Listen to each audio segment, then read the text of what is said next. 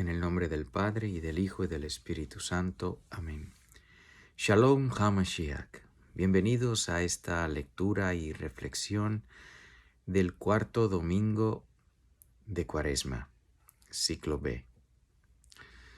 La primera lectura está tomada del segundo libro de Crónicas, capítulo 36, versículos del 14 al 23.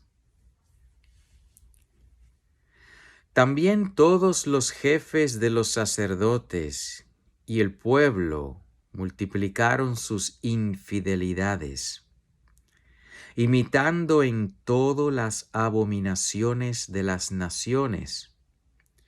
Profanaron el templo que el Señor se había consagrado en Jerusalén. El Señor, Dios de sus padres, les envió advertencias con rapidez y sin cesar por medio de sus mensajeros, porque sentía compasión de su pueblo y de su morada.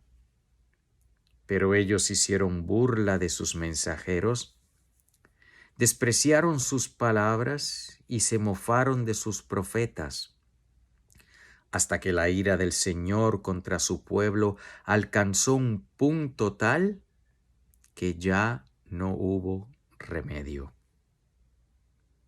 Entonces el Señor hizo subir contra ellos al rey de los caldeos, que mató a espada a los mejores hombres jóvenes en el interior del santuario, sin tener piedad ni de muchachos, ni de doncellas, ni de ancianos, ni de viejos. A todos los puso en sus manos. Se llevó a Babilonia todos los objetos del templo, grandes y pequeños, los tesoros del templo y los del rey y los oficiales. Luego incendiaron el templo, demolieron los muros de Jerusalén, prendieron fuego a todos sus palacios y destruyeron todas las cosas de valor. Finalmente, deportaron a Babilonia a todos los que se habían librado de la espada, sirviendo de esclavos suyos y de sus hijos hasta la llegada del reino persa.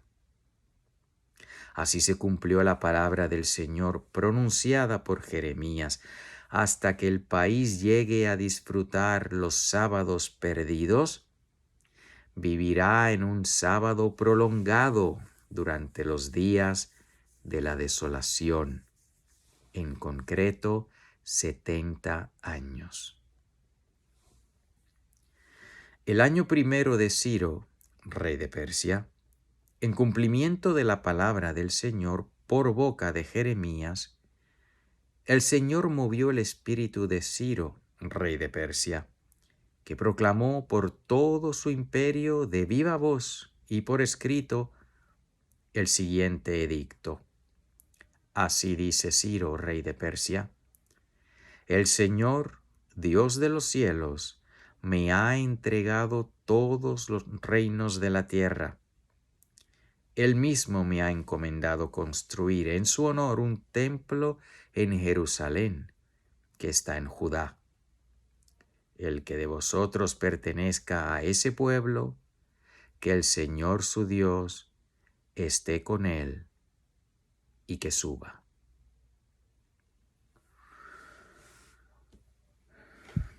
Palabras duras. Este domingo también se conoce como el domingo Letare, el domingo Alégrate. Y pues el principio de esta lectura, pues más bien me trae a la memoria la palabra asústate. Claro, no quiero contradecir la tradición de la Iglesia que nos dice alégrate, porque aquí nos da la historia completa, con un final feliz, aquí en la primera lectura. Y además, tú y yo sabemos el final feliz que nos espera en el cielo si somos fieles. Pero, ¿qué amor tan grande el que nos tiene Dios? Voy a leer nuevamente el principio de esta lectura. También todos los jefes de los sacerdotes y el pueblo multiplicaron sus infidelidades, imitando en todo las abominaciones de las naciones.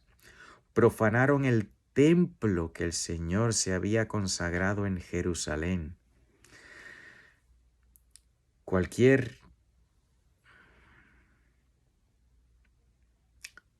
Iba a decir algo un poco fuera de lugar, perdón.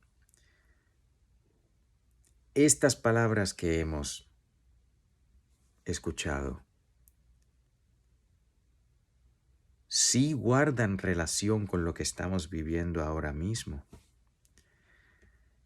Si todavía no nos hemos dado cuenta de que tanto la jerarquía como los laicos, como dice aquí, los jefes de los sacerdotes y el pueblo, no solamente los sacerdotes, pero los jefes de los sacerdotes, obispos, cardenales, y el pueblo,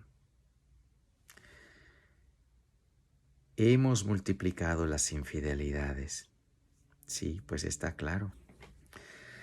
Está claro, si todavía no nos hemos dado cuenta lo infieles que hemos sido, lo infiel que se está portando la iglesia en estos momentos, jerarquía y pueblo, pues si no nos hemos dado cuenta de que esa es la situación, pues no sé en dónde vivimos, no sé por qué razón, porque está tan claro. Claro que existen grupos dentro de la iglesia que aparentemente su función es el excusar cada vez que sale un abuso, cada vez que sale un disparate de Roma, que si bendecir el pecado, que si no a manifestar la excomunión de personas como Biden, que dice que es católico y hace poco dio su estado de la nación, donde pues demuestra que es pro aborto, siempre lo ha demostrado, eso no es un secreto ni un misterio, pero la iglesia se calla, nadie dice nada. Supongo que si va a misa los domingos le dan la comunión como si no estuviese excomulgado automáticamente. Y eso por un ejemplo de muchísimos. Sí es cierto. Así como pasó en ese momento al pueblo de Dios hebreo, donde Dios lo castigó, pues es el mismo Dios, el que si los castigó a ellos, ¿qué nos hace pensar que no nos va a corregir y a castigar a nosotros? Es el mismo Dios, es la misma ley que se rompe. Peor aún, nosotros los católicos tenemos mucha más culpa que los hebreos de aquel entonces, porque ellos todavía no conocían a Cristo, no tenían las gracias y los sacramentos que nosotros tenemos, así que nosotros, recordemos, a quien más se le da, más se le exigirá. Y si el Señor los castigó a ellos por sus infidelidades, no debemos sorprendernos de cuando nos llegue el castigo. Muchas son las apariciones de la Santísima Virgen que hablan de castigos. La palabra de Dios habla de castigos cuando somos infieles. El catecismo de la Iglesia Católica habla de que hay consecuencias. Así que ignorarlo, no querer darse cuenta, querer blanquearlo, pintarlo como si, oh, no, eso fue a ellos, los judíos, que no sabían lo que estaban haciendo. No, A ellos que sí sabían y a nosotros que sabemos más, si no nos convertimos, nos va a llegar el castigo. Pero la iglesia le llama este domingo letare, y vamos a ver más adelante. Creo que la oración que no está aquí en las lecturas comienza con eso: alégrate, Jerusalén. Y es porque al final de esta lectura vemos que después que se cumplió el castigo, porque el único castigo que no se acaba es el del infierno. El infierno es eterno, es para siempre. Pero mientras estamos aquí, el Señor que nos ama nos corrige por un tiempo, por el que haga falta. Pero como dice el dicho castellano, no hay mal que dure 100 años, ni cuerpo que lo resista. Bueno, pues el castigo durará el tiempo que el Señor quiera. Pero aquí vemos, en este verso dice, así se cumplió la palabra del Señor. Okay. Finalmente deportaron a Babilonia a todos los que se habían librado de la espada, sirviendo de esclavos suyos y de sus hijos hasta la llegada del reino persa. El Señor tiene claro cuándo va a comenzar su castigo y cuándo lo va a acabar. Y es motivo de alegría si somos fieles y así tengamos que sufrir. El más fiel de todos, Jesucristo, sufrió en la cruz. Así que, ¿qué esperamos tú y yo? Si así tratan al leño verde, nos dice el Señor en el Evangelio, le dice a las mujeres que lloraban, ¿cuánto más a ustedes, el leño seco? De sufrir a este lado de la eternidad nadie se libra. Si somos fieles al Señor, nos libraremos del sufrimiento eterno. Así tengamos que pasar por el purgatorio. Recordemos que mientras más suframos aquí, sufrir por la justicia, sufrir haciendo penitencia, sacrificio, ayuno, pues menos tiempo nos tocará en el purgatorio. Pero el final, ya sea que muramos dando nuestra sangre por Cristo, ya sea que muramos mártires, en cual caso no tenemos que pasar por el purgatorio, o ya sea que muramos y tengamos que pasar un tiempo en el purgatorio, después que eso se acabe, pues ya no va a haber más dolor. Pero sí, esta primera lectura debemos prepararnos y no sorprendernos. Si viene el castigo, pues es porque nos lo merecemos como iglesia. Salmo 136. Te recuerdo, Señor. No, tu recuerdo, Señor, es mi alegría. Junto a los ríos de Babilonia nos sentábamos a llorar de nostalgia de los sauces que estaban en la orilla. Colgamos nuestras arpas. Tu recuerdo, Señor, es mi alegría. Aquellos que cautivos nos tenían pidieron que cantáramos. Decían los opresores, algún cantar de Sión, alegres, cántennos. Tu recuerdo, Señor, es mi alegría. Pero, ¿cómo podríamos cantar un himno al Señor en tierra extraña? Que la mano derecha se me seque si de ti, Jerusalén, yo me olvidara. Tu recuerdo, Señor, es mi alegría.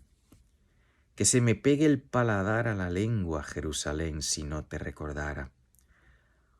Oh, si fuera de ti, o si fuera de ti alguna otra alegría, yo buscara. Tu recuerdo, Señor, es mi alegría. Pues qué hermoso este Salmo 136. Recuerda lo que sufrió el pueblo hebreo deportado. El pueblo pecó, el Señor le envió mensajeros, le movió le invitó a que cambiara, a que se convirtiera, no hizo caso.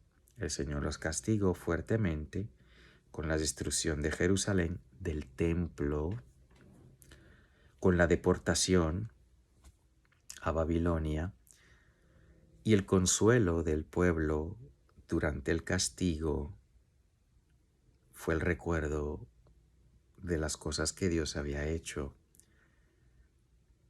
el recuerdo de la gloria de Jerusalén, cuando Jerusalén estaba en su belleza, cuando la presencia del Señor estaba presente en el templo. Pues esto debe ser, este salmo debemos recordarlo en caso de que llegue en nuestra vida, en nuestro tiempo, el momento de castigo. Siempre acordarnos de los momentos de consolación que el Señor nos ha dado. Si todavía tú y yo podemos ir a la Santa Misa y recibir el consuelo del Señor, si podemos ir a visitarlo en el sagrario, si todavía tenemos su presencia en nuestro pueblo, aprovechémoslo, démosle gracias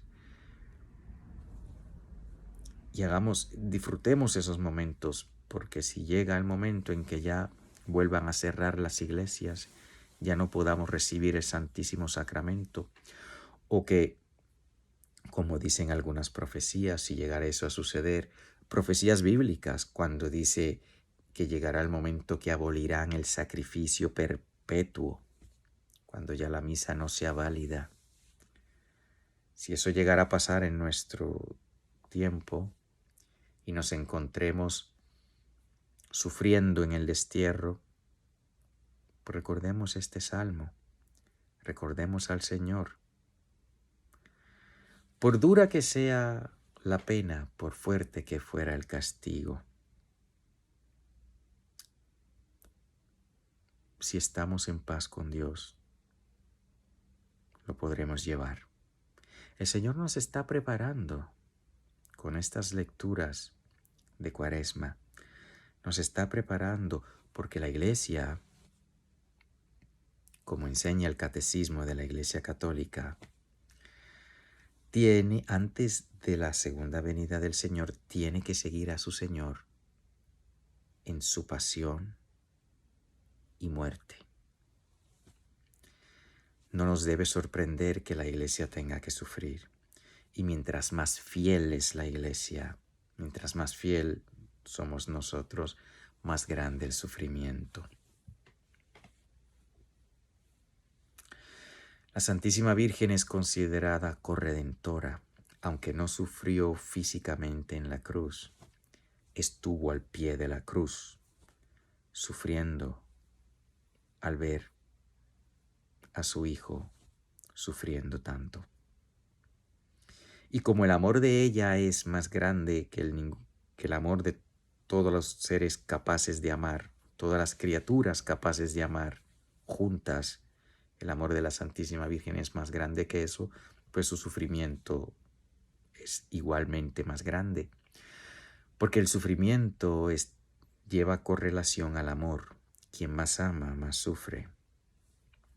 Si yo tengo un conocido que muere, pues sufriré. Pero si ese conocido es muy buen amigo, sufriré más. Si esa persona que muere es un hijo, pues sufriré más. Mientras más se ama, más se sufre. Y aunque yo sufra mucho si algún ser querido muere,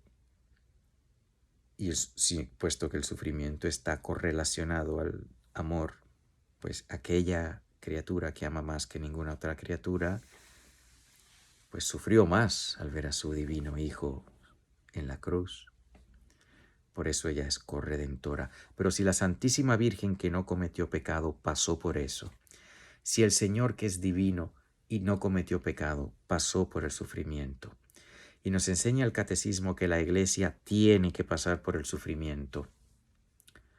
No recuerdo qué punto es, lo pondré, si Dios quiere, en el comentario. No sé si es el 675.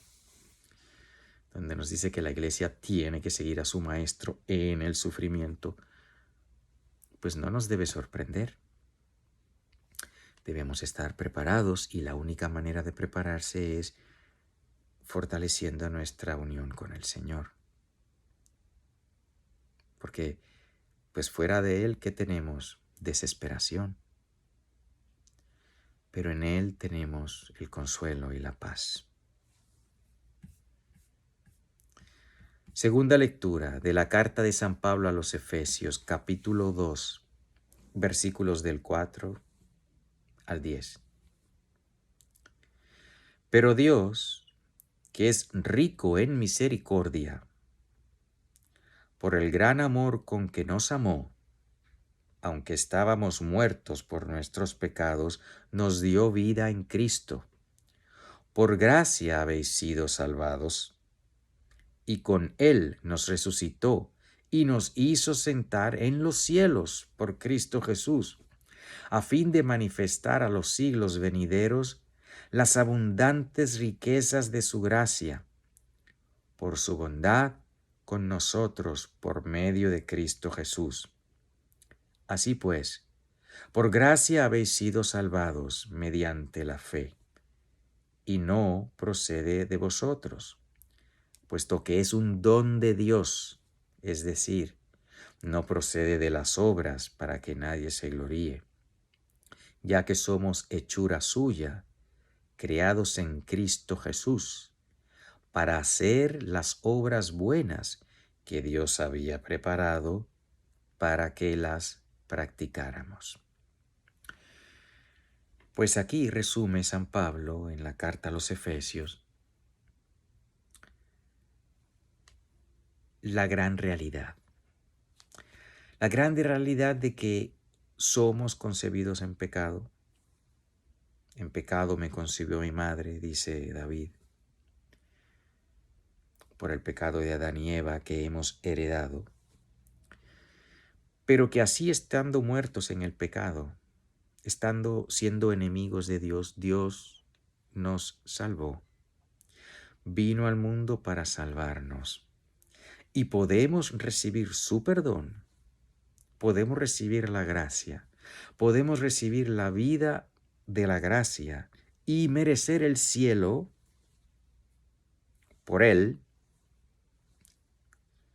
Por gracia habéis sido salvados, y con Él nos resucitó y nos hizo sentar en los cielos por Cristo Jesús, a fin de manifestar a los siglos venideros las abundantes riquezas de su gracia. Tú y yo estamos destinados para el cielo, por pura gracia de Dios. Nuestras malas obras nos merecen el infierno. Nuestras malas obras nos merecen el castigo, como vimos en la primera lectura. Pero la buena obra de Cristo nos merece la salvación.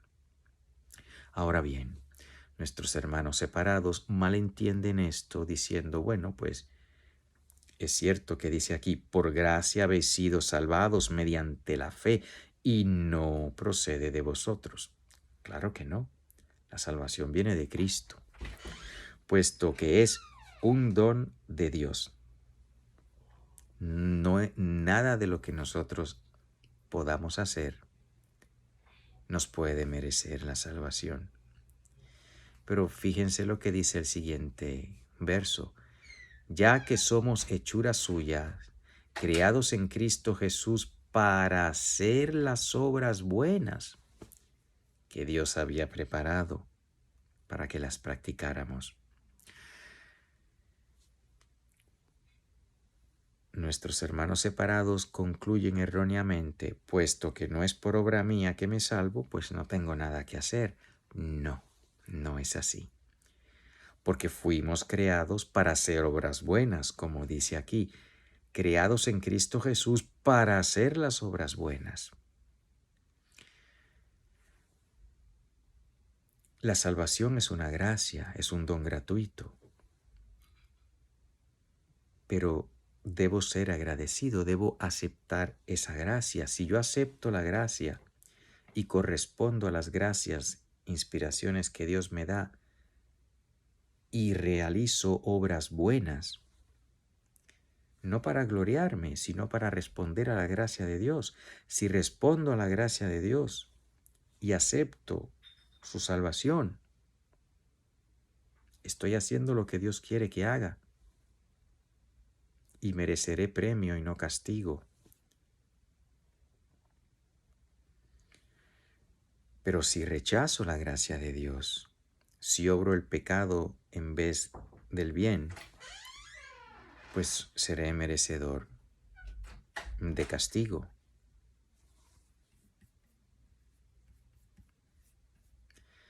Que aunque somos salvados por la fe completa, la fe viva, es la fe que produce obras. Por eso dice Santiago en su carta, que está en el Nuevo Testamento, que la fe sin obras está muerta. Para que esa fe en Cristo esté viva, debo responder a la gracia, romper con el pecado. Por eso la primera lectura nos avisa de el daño y del peligro de no romper con el pecado. Quien no rompa con el pecado merece castigo. Y quien muera sin arrepentirse del pecado merece castigo eterno. Que el Señor nos libre de eso.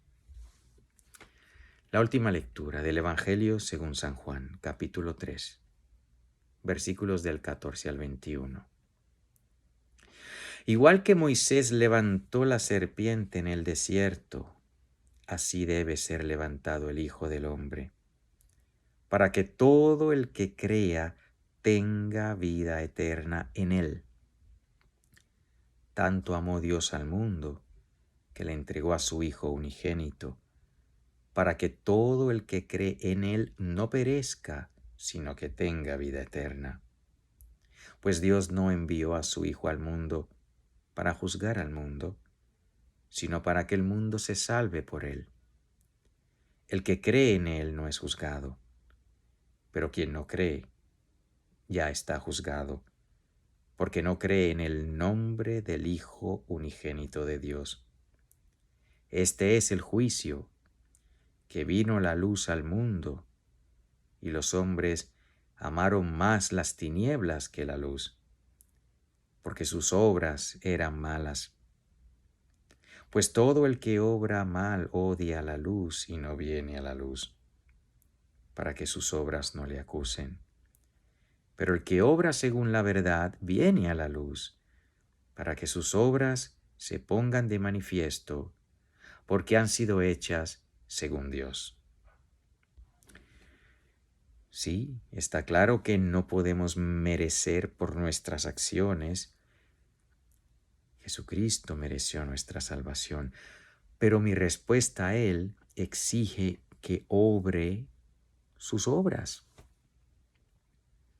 Si tengo fe en Cristo, la fe tiene dos cosas. Tengo que creer en lo que Él hizo y en lo que Él dijo. Debo creer que Él murió por mis pecados y debo hacer lo que Él me dijo que hiciera.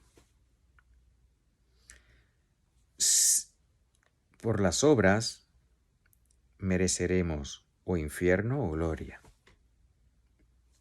Obras de las tinieblas merecen castigo. Dice aquí, este es el juicio, que vino la luz al mundo y los hombres amaron más las tinieblas que la luz, porque sus obras eran malas. Si no rompo con el pecado, si no rompo con las obras malas, no puedo recibir la gracia de Dios. La gracia de Dios es incluso la que me da el deseo de romper con las obras malas, pero debo responder a la gracia. Puesto que la gracia es un regalo, existe esa posibilidad misteriosa de rechazar el regalo. Si lo rechazo, no tengo salvación. Si acepto la gracia, tengo salvación. Si acepto la gracia de Dios, podré obrar según Dios, podré obrar obras que merezcan salvación. Pero el que obra según la verdad viene a la luz para que sus obras se pongan de manifiesto, porque han sido hechas según Dios. En definitiva, debemos romper con las obras del pecado. Sabemos que si obramos pecados, nos viene el castigo, ya sea un castigo temporero en este mundo o el castigo eterno para quien muera sin arrepentirse. Pero sigue siendo motivo de alegría porque ya la salvación está ganada. Lo que tenemos es que echarle mano, que decirle que sí a Cristo, un sí total, un sí constante, un sí cada día. Un sí al sufrimiento si viene porque pues me lo merezco después de todo. No puedo decir, no, pues aparte de la Santísima Virgen concebida sin pecado y el Señor que no pecó tampoco, pues todos los demás fuimos concebidos en pecado y más hemos pecado. Así que si viene el sufrimiento, aceptémoslo. Rompamos con el pecado y obremos las obras de la luz. Bendito sea Dios. Que tengamos un feliz domingo de alegría. Y pidamos al Señor que nos dé la gracia de ser fieles en esta lucha. Es una lucha, romper con el pecado y agarrarse de Dios y hacer sus obras. Que el Señor tenga piedad y nos bendiga. Maranatá, Maranatá, Maranatá. En el nombre del Padre, y del Hijo, y del Espíritu Santo. Amén.